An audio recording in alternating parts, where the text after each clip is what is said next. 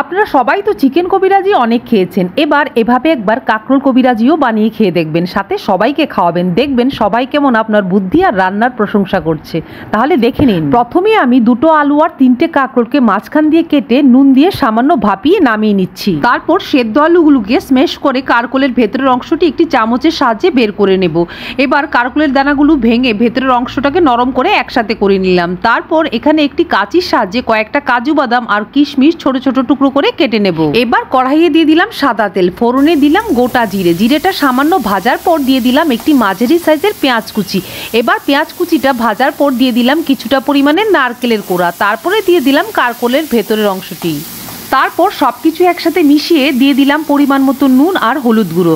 তারপর দিলাম হাফ চামচ জিরে গুঁড়ো, হাফ চামচ ধনিয়া গুঁড়ো দিয়ে সব কিছু একসাথে ভালো করে ভেজে দিয়ে দিলাম 1 চামচ চিনি। এবার কিছুটা সময় ভেজে দিয়ে দিলাম সেদ্ধ করে রাখা আলুর পেস্ট, কেটে রাখা কাজু কিশমিশের টুকরো আর কাঁচা লঙ্কা কুচি দিয়ে সব কিছু আবার একসাথে ভালো করে ভেজে নামিয়ে নেব।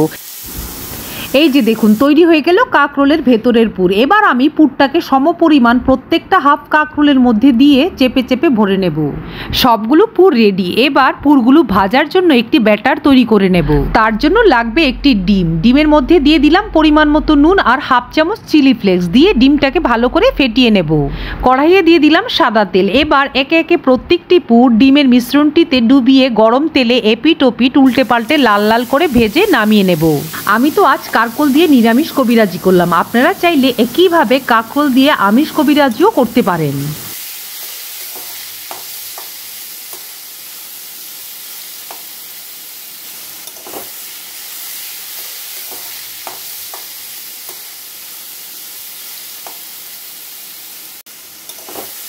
পুর ভাজার পর বাকি ডিমের মিশ্রণটি এবার পুরের উপর একটি চামচের সাহায্যে সরু করে ঢেলে ভেজে নামিয়ে নেব। ব্যাস তৈরি হয়ে গেল আমাদের আজকের রেসিপি কাঁকরোল কবিরাজি। এখন আপনি গরম ভাত বা চায়ের সাথে পরিবেশন করুন।